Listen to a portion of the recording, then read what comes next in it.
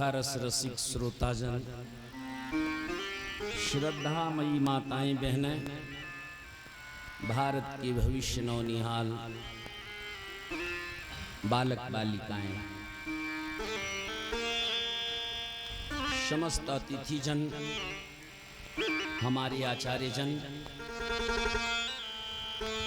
कथा को सुमधुर बना रहे हैं हमारे समस्त कलाकार साथी। इस कथा को लाइव कर रहे हैं हमारे राहुल जी।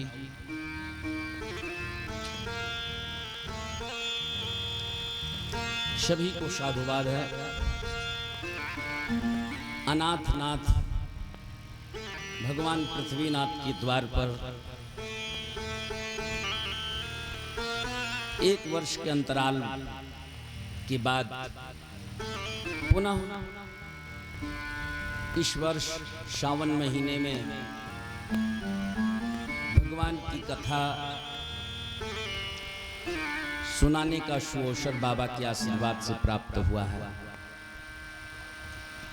आइए कथा गंगा में गोता लगावें, उसके पूर्व हम सभी मिलजुल के संकीर्तन करें, क्योंकि भगवान का नाम संकीर्तन ही विशुद्ध सत्संग है। इसलिए संकीर्तन सभी मिलजुल करके प्रेम से करें।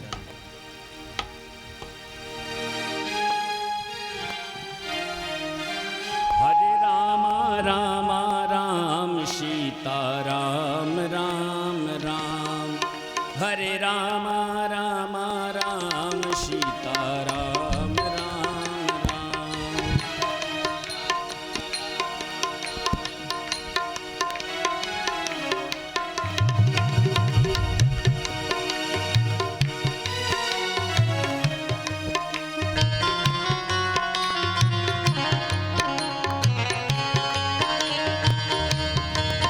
हरे राम राम राम सीता राम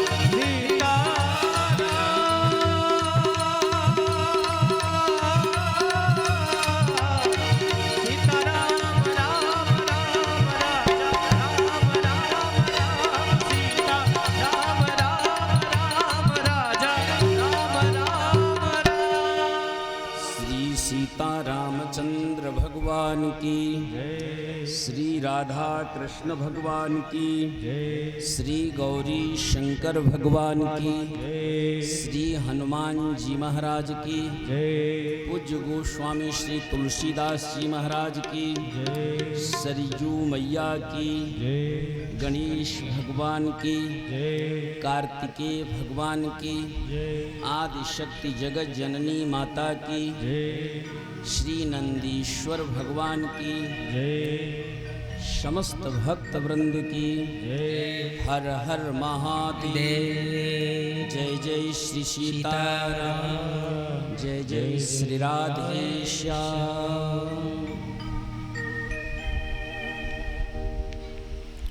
बिनु सत्संग विवेक न होई, बिनु सत्संग विवेक न होई, बिनु सत्संग विवेक न होई, बिनु सत्संग विवेक न होई।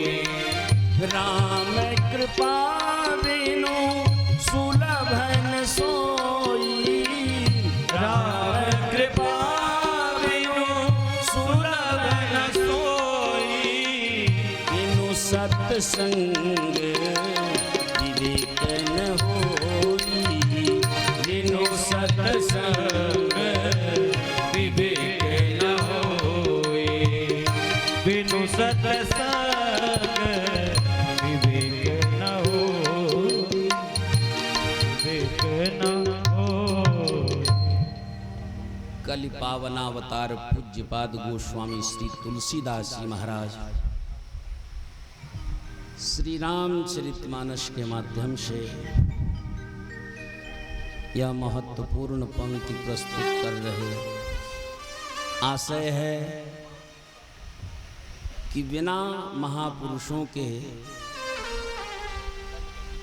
सानिध्य प्राप्त किए विवेक की प्राप्ति नहीं होती।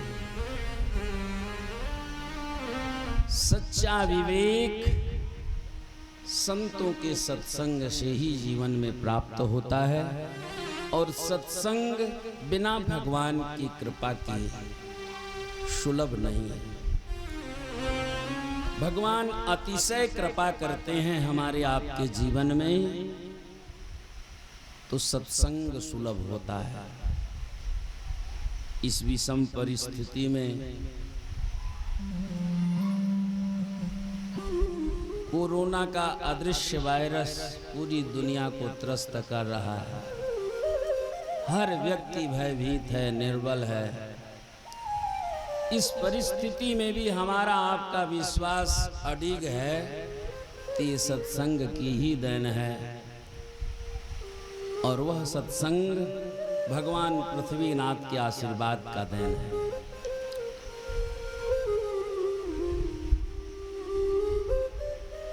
भगवान अवसर देते हैं, और अवसर में ही हमें अपने जीवन को बहुमूल्य बनाना है। इसलिए हम सब इस पवित्र श्रावण मास में बाबा के चरणों में बैठ करके अपने जीवन का यह अलभ्य लाभ प्राप्त करें।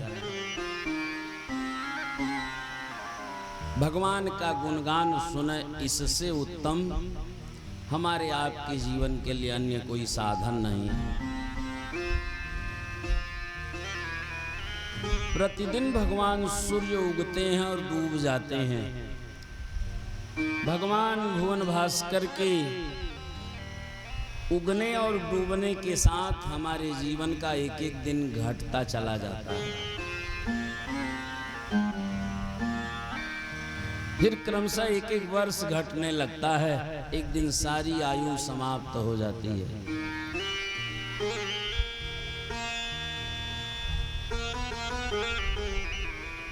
ऐसे में हमने अपने जीवन को जो बहुमूल्य क्षण भगवान ने दिया था उसका सदुपयोग किया कि नहीं किया,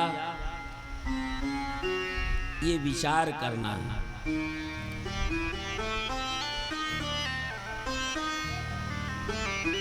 देखिए, भगवान ने हमें मनुष्य बनाया है तो ऐसी करनी कर चलो कि हम हंसें जग रोए। आपके कर्म इतने उत्तम हो कि आपके जाने के बाद भी लोग श्रद्धा से आपको याद करें, जैसे पूज्य गोस्वामी तुलसीदास जी को लोग याद करते हैं, जैसे महात्मा कबीर को याद करते हैं, भक्त प्रहलाद को याद करते हैं, ध्रुव को याद करते हैं। उसकी करनी इतनी श्रेष्ठ है कि उसकी करनी को कभी कोई भुला नहीं सकता।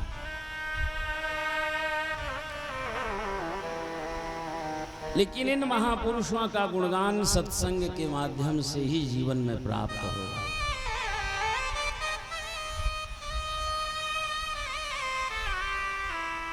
एक अध्यापक विद्यालय में बच्चों को पढ़ा रहा था। बड़े सुलझे थे, अनुभवी थे। अध्यापक ने सभी बच्चों को बैठाया और पूछा, बेटा हम आज 50 रुपए देने वाले हैं, बच्चों विचार करके बताओ कि उस 50 रुपए का तुम क्या करोगे। तो कोई बच्चा कहा हम तो वीडियो गेम खरीदेंगे, कोई बच्चा कहा कि हम चॉकलेट खरीदेंगे, कोई कहा हम खिलौने खरीदेंगे। जिसके दिमाग में जो चल रहा था बच्चों ने सहज भाव में अपनी बातें रखी।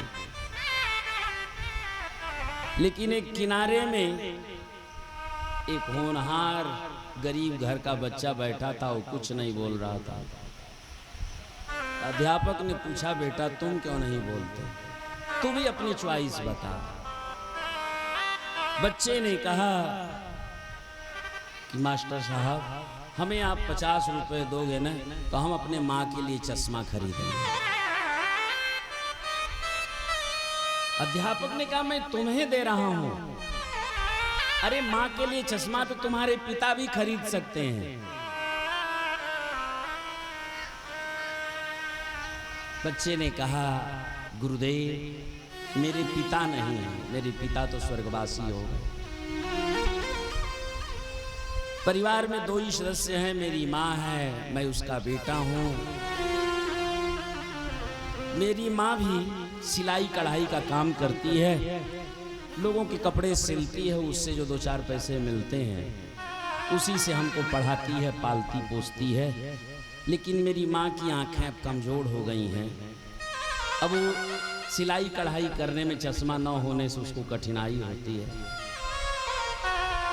तो मैं सोच रहा हूँ कि आप मुझे जो दोगे ना उससे मैं अपने माँ के लिए चश्मा खरीदूंगा। अध्यापक की आंखों में आंसू भर आया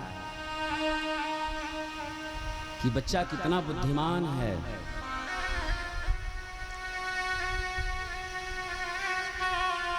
अध्यापक ने 50 रुपए कहे के अनुसार तो उसके हाथ पर रखा और 50 रुपए और दिया। कहा, बेटा ये उधार दे रहा हूं, कभी जीवन में तुम्हारे पास हो तो दे जाना मुझे। लेकिन तेरे जैसे बच्चे पर हमें नाज है कि तू माँ के लिए, पिता के लिए, परिवार के लिए कितना सोचता है।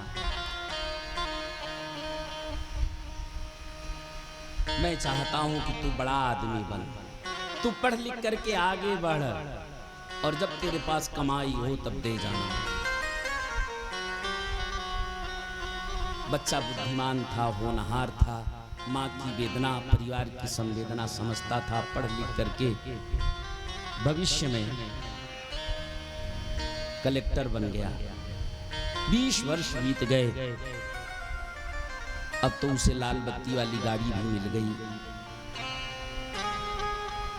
एक दिन अचानक अपने लाव लश्कर के साथ जिला कलेक्टर उस विद्यालय परिसर में आए विद्यालय के जितने स्टाफ थे सभी सावधान हो गए कि हो सकता जांच करने आए हों। सभी मौन हो गए, एकदम सन्नाटा छा गया। कलेक्टर साहब अपने वाहन से उतरे और अंदर जाके अध्यापक के पैरों में साष्टांग लौट गए। लोग सोचने लगे ये क्या हो रहा है। उस नौजुवक कलेक्टर ने कहा, गुरुजी ये आपके उधार के 50 रुपए देने आया। गुरु की आंखें भर आईं, बच्चे को अपने हृदय से लगा लिया और कहा, बेटा तेरी जैसे होनहार बच्चे पर मुझे नाज है। तू खूब आगे बढ़, अपने गांव का नाम रोशन कर, क्षेत्र का नाम रोशन कर। हृदय से लगाया।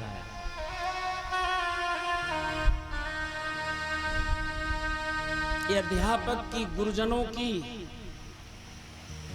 ये भूमिका होनी चाहिए कि बच्चों में ऐसे संस्कार डाले जो अपने माँ की वेदना समझे, अपने पिता की वेदना समझे, आसपास के दीन दुखियों की वेदना समझे, उनके सेवा का भाव हो, उनको सुख पहुंचाने का भाव हो। ऐसे संस्कार डाले जाएं बच्चों में, तभी हमारा क्षेत्र, हमारा गांव, हमारा परिवार, हमारा समाज आगे बढ़ेगा।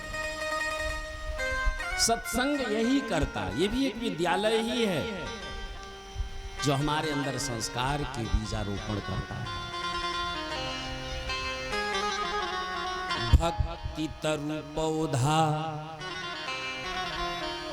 याही विघ्न डरु छेरी हूँ को।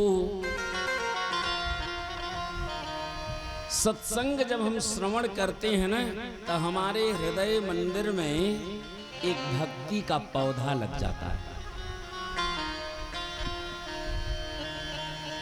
भाई सत्संग सुनने से जो भाव आया, वो भाव ही तो है कि गांव के बच्चे बच्चे, ये माताएं बहनें, सभी भाई एक कोशिश करते हैं कि एक बार चलें भगवान के दरबार में, एक लोटा जल चढ़ाओ, कुछ बेलपत्र चढ़ावें, कुछ चंदन चढ़ावें, आरती करावें।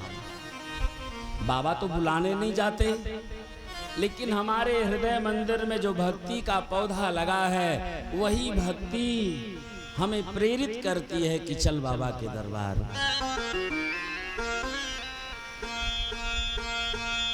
तो भक्ति रूपी पौधा सत्संग के माध्यम से हृदय मंदिर में लग तो जाता है, लेकिन पौधा बड़ा तब होगा जब उसे सींचा जाएगा, जब उसे घेरा जाएगा। छोटे पौधे पर बड़ा खतरा होता है, छोटी सी बकरी भी उसे चर जाती है। इसलिए घेरना पड़ता है, सींचना पड़ता है।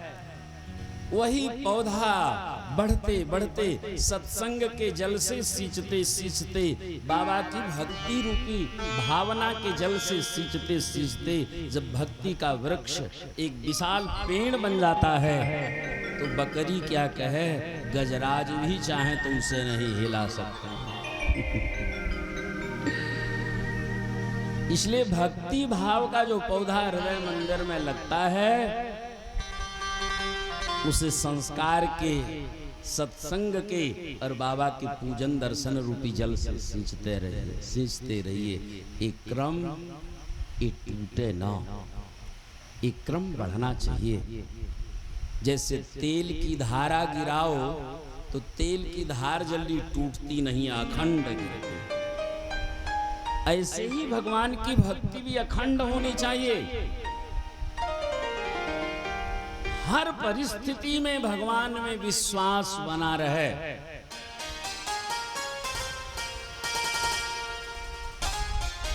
संतों का जीवन यही तो प्रेरणा देता है। एक महान संत हुए महात्मा नामदेव। श्री नामदेव जी महाराज के घर में बड़ी गरीबी थी, परिवार बड़ा था। घर में खाने के लिए अन्न नहीं था। पहनने के लिए शुद्ध वस्त्र नहीं था। घर के लोग कपड़ा बनाते थे, कपड़े की बुनाई होती, फिर वो थान तैयार हो जाता तो थन जाकर के बिकता था बाजार में। उससे कुछ आमदनी हो जाए तो परिवार की जीविका चलती थी, भरण पोषण चलता था। पत्नी ने कपड़े का थन कंधे पर दिया और कहा, पतिदेव बच्चे भूख से तड़प रहे हैं, परिवार में अन्न नहीं है, इसको बेच करके जो कुछ मिल जाए कुछ साधन लेके आओ। महात्मा नामदेव जी कपड़े का गट्ठर लेके जब बाजार में पहुंचे, बड़ा सुंदर वस्त्र था। एक फकीर देखा, खुश हो गया, कहा, वाह प्रभु, हम ठंड से ठिठुर रहे हैं, कांप रहे हैं, हम बहुत परेशान हैं। हे महात्मा, हम तुम्हें लाख दुआ देते हैं, हमें 2 चादरें दे दो, एक बिछा लेंगे, एक ओढ़ लेंगे, ठंड से हमारी रक्षा हो जाएगी। हम तुम्हें दुआ देते हैं कि तुम खूब फूलो फलो। नामदेव जी को दया आ गई कि एक महात्मा इतनी दुआ दे रहा है और मांग रहा है कपड़े की, मुझे दे दो। नामदेव जी ने पूछा कि कितने वस्त्र दे दूं कि आपको 2 चादर उसमें तैयार हो जाए। तो उसने जो नाप बताई तो उनके कपड़े को जो नापा गया ना, तो मात्र वो 2 चद्दर भर का ही कपड़ा था, उससे एक्स्ट्रा था ही नहीं। टोटल महात्मा जी दे के निश्चिंत हो गए। लेकिन तब तक दिमाग में आया कि हमारे बच्चे तो भूख से रो रहे हैं। पत्नी ने आते समय बड़ा चेताया है कि खाली हाथ मत आना, थोड़ा सा अन्न लेके आना, कुछ फल लेकर के आना। अब क्या करूं, 1 कौड़ी की आमदनी नहीं हुई, परिवार भूखा है, कौन सा मुंह लेके घर जाऊं।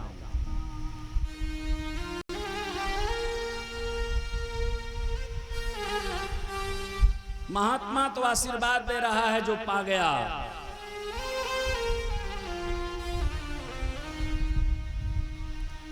नामदेव जी एकांत में एक पेड़ के नीचे जाके बैठ गए और वहीं भगवान का कीर्तन करने लगे कि हे नाथ, हम तो तुम्हारे सहारे बैठे हैं, जिससे 2-4 पैसे की आमदनी होनी थी वो तो मैंने दे दिया, किसी को दुखी देखा तो अब तो मेरा कोई न सहारा बिन तेरे,